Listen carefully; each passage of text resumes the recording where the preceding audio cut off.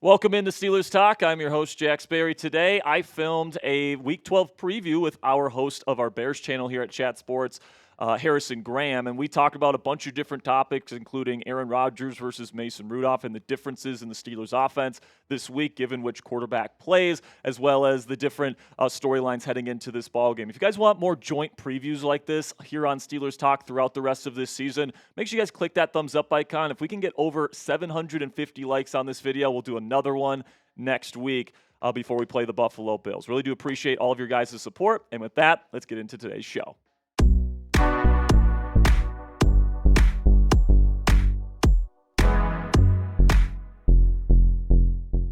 All right, we're back at it with another joint preview. I'm Harrison Graham of Chicago Bears Now. He is Jack Sperry of Steelers Talk. Big matchup, big game for both teams. Steelers a game up on the Ravens in the AFC North. Of course, the Bears a half game up in a crowded NFC North. Obviously, the big storyline, Jack, is Aaron Rodgers making his probably last return to Soldier Field. But is he going to play? I think that's where we should start here. We don't have the full injury picture, but what's the latest and what's your kind of take on the situation? So right now, obviously, Rodgers is dealing with a fractured wrist. It's on his non-throwing hand. So right now, kind of the big thing is whether or not they can stabilize it and find a brace where if he has to brace himself against the ground, he can stay safe. Then also if it's not going to affect the way that he plays. Head coach Mike Tomlin said this week that he needs to see him practice and he needs to see a good practice from him on Friday in order for him to play. And if he's not going to be able to go, it's going to be backup quarterback Mason Rudolph. Now, the team feels very comfortable with Rudolph as their backup quarterback. He won 3 straight games for them at the end of the 2023 season to get them into the postseason. Last week, had a really efficient day. Now, a lot of that was kind of check down, kind of heavy stuff, but he only had 2 drives in the second half because the defense was busy scoring touchdowns for them. But he did a good job converting on 3rd and longs, getting into the end zone on one of those drives. And he is certainly somebody that's capable of executing the offense for Pittsburgh. So I know for a fact Rodgers wants to play in this game. Obviously, he wants to go into Chicago. He's probably had this one circled on his calendar for a very, very long time. Of course, he likes to say he owns the Chicago Bears. So it's going to be interesting to see here if he's going to be able to play on Sunday. Yeah, I mean, he's clearly pushing to play. That's been reported. Tomlin said yesterday that they've talked, and Aaron's doing everything he can to get ready. I believe, and correct me if I'm wrong, Tomlin said Friday will be a big day to kind of determine. He doesn't really need the reps. I mean, being a 20-year vet and everything like that. I think part of the reason also he wants to play, not just the history with the Bears, the dominance over the Bears, but like things have tightened up in the AFC North. Like he feels like every game is critical because he is. So you would think he's going to push to be out there. I'll ask you this with the injury because the word Mike Tomlin used was we got to see if he's functional. Now, we talked about this on Bears Now. I'm sure you've talked about it on Steelers Talk. To me, when I hear that, it's like, okay, can you handle an under center snap? Can you do the ball handling things? Hand the ball off with your left hand, grip the football. Are there any other things when Tomlin mentions the word functional that fans of both teams should be aware of? Because these are things that I pointed to, including the ability to absorb contact if he gets knocked to the ground and, being able to brace when he falls. Well, I think part of that equation as well is just how well does the ball come out of his hand. Like if he's wearing a brace, does the weight distribution between the 2 sides of his body get kind of jacked up? Also, it's worth mentioning that Rodgers jammed a finger on his throwing hand pregame back in Week 9 versus the Colts, and he hasn't been the same since. It's been 3 straight kind of lackluster performances for the passing offense ever since that injury happened. And you can't tell me that injury, even though he played through it, hasn't affected his accuracy. I mean, the way that you grip the football, and if one of your fingers is hurting you, it's going to affect the way that you throw the ball. And I think that has clearly affected the way that he has thrown it over the last 3 weeks because he was like an above-average starting quarterback the first half of the season, the first 8 weeks. In the last 3, he's been like a bottom 5. Starting quarterback in the game. So even if he plays, I'm not sure if we're going to see a normal Aaron Rodgers out there, which is kind of why, if he's not playing well in practice on Friday, I would just go with Mason Rudolph. He's a very functional quarterback inside this offense. And if the Steelers are going to win this game anyway, I think they're going to have to win it with their defense. So if Rodgers isn't 100%, I would go with Mason Rudolph, but if I know Aaron Rodgers and if I know Mike Tomlin, if Rodgers can play, he probably will be out there. So Bears fans understand, and Steelers fans as well, Is there a major difference in what they're going to do offensively if they play Mason Rudolph? Like, what are some different things that both fan bases should be aware of? Well, I think that you're going to see some more simplified reads. Rodgers likes to have full field progression reads, and he likes to read out the defense. He's somebody that obviously has an incredible football IQ, and he's got great vision, so he can read post-snap rotations very well, all that stuff. Mason Rudolph is more of a, give him a high-low read, and he's going to be able to find the right guy. If neither of those options are open, he'll find a check down. So you'll see more simplified kind of reads for the quarterback if Mason Rudolph is in there. But also, I think Mason does a better job staying in the pocket. Rodgers likes to kind of use his pocket presence and his quick feet to move inside that pocket. Mason obviously can't run very well, so he's very more statuesque, where he's going to be standing in the pocket and delivering. Those would kind of be the two main differences, I would say, between these two quarterbacks. Let's flip to the Bears quarterback here, Caleb Williams, who's, I think, clearly made progress this year. Still some accuracy issues that are popping up from time to time. The Bears have had some untimely drops the last couple weeks as well.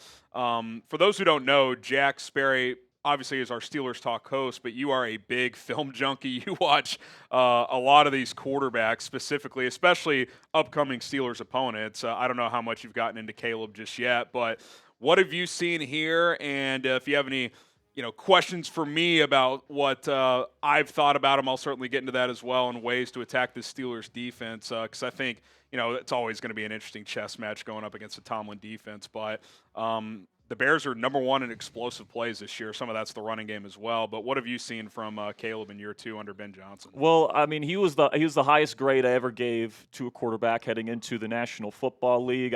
My pro comp for him was Patrick Mahomes, and he hasn't lived up to that yet, but I do think he's getting there. He's still getting used to the under center game with Ben Johnson here, but he throws on the run better than anybody I've ever seen throw the football on the run. The velocity that he can put on it, even with both feet in the air, is incredible. His pocket presence was something that I really loved coming out of USC. Now, the advanced numbers for him, the efficiency stuff isn't all the way there yet, not ranking in the top 20 in a lot of those key areas, but he's not turning the football over, and he's not putting the ball in harm's way all that much, and he is creating a lot of explosive plays, and he's doing a really good job avoiding pressure when it comes. He does hold the ball for a long time. He's currently dead last in average time to throw. But sometimes with these scramble type of quarterbacks, like Lamar Jackson, for example, holds the ball for a long time, but he gets away with it because he's excellent out of structure, just like Caleb Williams is. Yeah, I've kind of made the point. I think the time to throw stat is very case-to-case based. Like, there are certainly times he just needs to get rid of the football further, but when there's 4 or 5 plays a game where he avoids a sack, spins out, and runs from one hash to the far sideline, and it's a 9-second play, it's kind of just going to elevate that number. I think I actually saw a stat on just normal structure plays. He's like at 2.6, so it's actually much better there. But I'll add one more to advanced metric. I'll have to double check. But heading into last week, EPA per dropback, Caleb was actually 10th in the NFL. He's had some weird negative QB sneaks. They dropped a couple of snaps, so that's kind of hurt his EPA per play, but the per dropback's been pretty good. I think something Steelers fans should watch out for in this game, where he's really improved other than the sack avoidance, which that is something to watch for, like TJ Watt, Alex Highsmith, and company, like finishing these plays. I mean, the Giants had him dead to rights at least a half dozen times and couldn't get him to the ground. So I would imagine the Steelers are really emphasizing that this week. But the play action over the middle and the intermediate areas, Sperry, I think that's when this offense is at its best. Number one, the ability to run the football, which they're now second in the NFL in rushing with DeAndre Swift and Kyle Monungai, but setting up play action off of that, those in-breaking routes to Rome Odunze, DJ Moore, Luther Burden, Colston Loveland, those two guys getting more involved.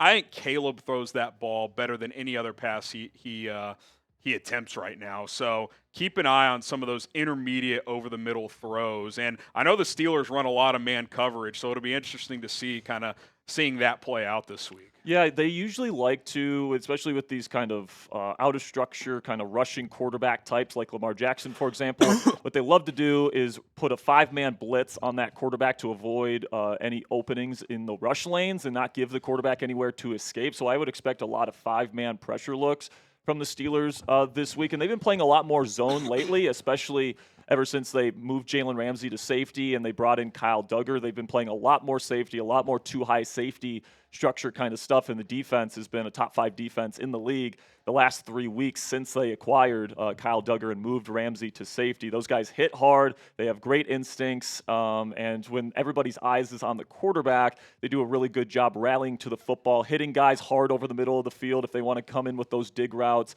Really excited to see this matchup between an offense that prioritizes throwing the ball over the middle as much as it does, and a Steelers defense that punishes teams for coming over the middle as much as they do. Yeah, chess match should be very, very fun. We got a lot more to get into, some matchups to dive into in this matchup as well, but want you guys to weigh in on the show.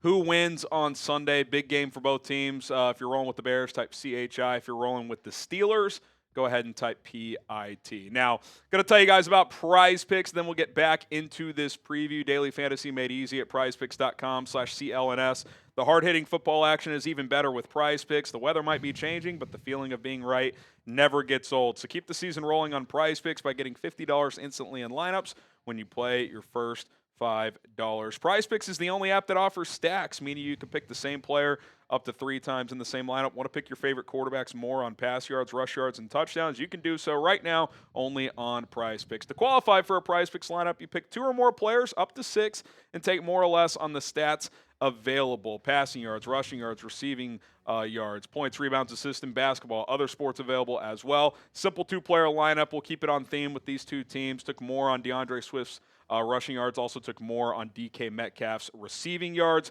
$20 lineup to win $60 on that one. Just an example of what a PrizePicks lineup looks like. So don't wait any longer. Download the PrizePicks app today. Use our code CLNS to get $50 in lineups after you play your first $5 lineup. That is code CLNS to get $50 in lineups after you play your first $5 lineup. PrizePicks, it's good to be right. Wanted to ask you about the running game, Sperry. Obviously, whether it's a diminished Aaron Rodgers or Mason Rudolph, you would think that Arthur Smith is going to want to run the football. Feels like it's been mixed results this year for Pittsburgh on the ground. How's that been looking lately, and would you expect a run-first approach this week? Yeah, Arthur Smith is well known for wanting to establish the run. I mean, last year they were terrible at running the football, and they were still top 5 in rushing rate. Once again, they're rushing the football quite a bit this season. Jaylen Warren is one of the more underrated running backs in football. Makes guys miss very, very consistently. He's got good long speed, a great spin move, contact balance out the wazoo. So he's going to get quite a bit of the workload in this game on early downs. And what the Steelers have done differently this year, and what has actually been copycatted by a lot of different teams in the league, is that they've been playing a lot of jumbo personnel, which means you put that 6th offensive lineman out there. Spencer Anderson has been used as that jumbo tight end. And then, of course, you got Darnell Washington, who's 311 pounds. I saw that today. As another kind of tight end / offensive lineman. So especially for teams like the Bears that like to base out of nickel, they're going to have to play heavier than what they're used to in this ballgame to keep up with the size matchup. Last week, the Cincinnati Bengals did a good job of that. Jumbo personnel, I think they only had 15 yards on 10 jumbo runs, so it wasn't as successful last week for the Steelers, but this has certainly been the bread and butter of the Steelers offense this year, and it's got to be the main thing that the Bears try and take away. Yeah, I'll be curious to see if the Bears play more base defense in this game. They haven't done a ton of it this year. TJ Edwards has missed half the games. We're filming this on Wednesday, so keep an eye on the injury reports throughout the week. Obviously, if you're watching each of our channels, we'll update them on a daily basis, but depending on when you're watching this, it may not be the up-to-date. So don't know if TJ Edwards returns for this game. He's missed the last couple of weeks. Same with Jalen Johnson and Kyler Gordon. Both their practice windows have been opened. We'll see if there's a chance one or both could play on Sunday. That would obviously provide a lift for Chicago.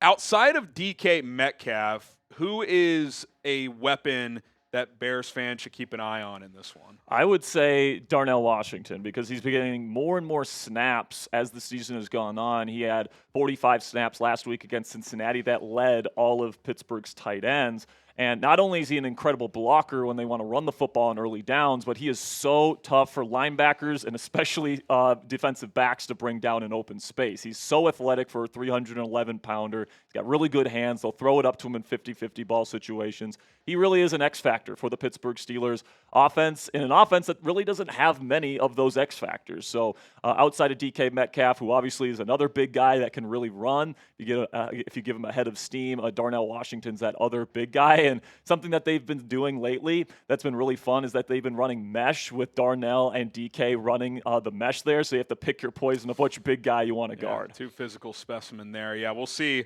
I'll be curious to see who the Bears kind of match up with Darnell Washington. Probably some Tremaine Edmonds at times, who's played better in this Dennis Allen defense. Jaquan Brisker could be an option there as well. I mentioned the Bears running attack earlier. Sperry, second in the NFL in rushing, and this was after kind of a poor first month running the football. They couldn't get things going, but they've really picked it up with DeAndre Swift, who's had a much better year with his vision. He's just trusting the blocking more. I think a lot of that is just A, better scheme under Ben Johnson, and B, the investments the Bears have made up front. And then rookie Kyle Monangai has really come along. Swift missed a game against the Bengals, and Monangai ran wild in that one. And ever since then, his role has kind of increased. So a little bit of a thunder and lightning, and kind of a poor man's version of what Ben Johnson had in Detroit with David Montgomery and Jahmyr Gibbs. This team certainly doesn't have a Jahmyr Gibbs, but their ability to run the football. I think, Sperry, a big determining factor in this game is going to be who wins the battle of the Bears offensive line against the Steelers defensive line. I mean, these games are often won in the trenches anyway, but you could argue that's the biggest strength of each team, the Steelers defensive front and the Bears O-line. So I'm fascinated to watch that play out. Yeah, me too, especially because the run defense for Pittsburgh has been very hit or miss this season. They've given up over 100 yards multiple times to different running backs. They almost gave up 100 last week to Chase Brown for the second time this season, but they've shut down some of the league's premier backs like Josh Jacobs and Jonathan Taylor when they played the Colts. So, this is a group that has a lot of physicality to it. I think it's more pass rush centric, and certainly Patrick Queen and Peyton Wilson, their second level players, can be hit or miss. But I think a big addition to this Steelers run defense as of late in particular has been Jalen Ramsey and Kyle Duggar at safety, because they play a lot of these two high safety looks now with those two safeties, and they ask these two safeties now to really carry a lot of the load and cleanup work on the back end there, because obviously if you're playing with two high safeties, you got one less guy in the box, so you're going to have to rely on your safeties a little bit more in run defense. And those two guys, super physical players, great tacklers, and they have really allowed the Steelers to play more of that two-high structure, which I think has really allowed this defense to play better these last 3 weeks. Yeah, Kyle Duggar's played pretty well in that scheme. For whatever reason, it was not working in New England. All right, do you have any other, matchup things you want to dive into, X-Factor thoughts, or things that Bears fans should keep an eye on, or vice versa, thoughts on certain Bears situations going against the Steelers? Yeah, it'll be interesting to see if Jalen Johnson plays in this game. Obviously, that would really help take away DK Metcalf. But also on the other side there, James Pierre has actually played really well for the Pittsburgh Steelers. But this week, Mike Tomlin said in his press conference that he actually plans on starting Darius Slay, who has really, really struggled. And I'm guessing they're going to be putting Joey Porter Jr., a really good physical press man corner, on Roma Dunze, which means that Darius Slay would be on DJ Moore. So that could potentially mean DJ could be in for a big day, especially if Slay continues some of the coverage struggles that we have seen from him very consistently throughout this season. Another guy that the Bears can take advantage of is Patrick Queen, who has really struggled in pass coverage this year. He leads the league in missed tackle rate among linebackers this year. They spent a lot of money on him, and he's an athletic freak, but he's out of position very frequently in both phases. That's certainly a guy that they can take advantage of in this one. Cole Kmet's coming off a good game. Colston Loveland's been heating up, so maybe Ben may look to find some one-on-one matchups with him or some opportunities to exploit that.